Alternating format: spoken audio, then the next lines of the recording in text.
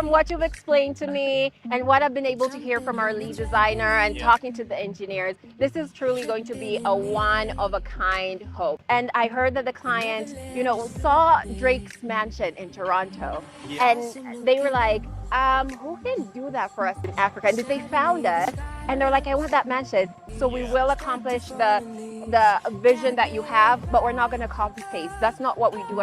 We innovate and we create things that the client will love, but giving it a very unique, fine urban flair. Wow. I'm home. Right? I'm home, darling. Like, I earned this. I'm home. It's so beautiful. I love how it's symmetrical as well. You've got the abstracts on either side. Yes. You've got the curtains there. Which is actually blending in with that. Absolutely. And the walls. Again, we're not doing whites. Everybody goes for the whites and the creams on the walls, but this obviously looks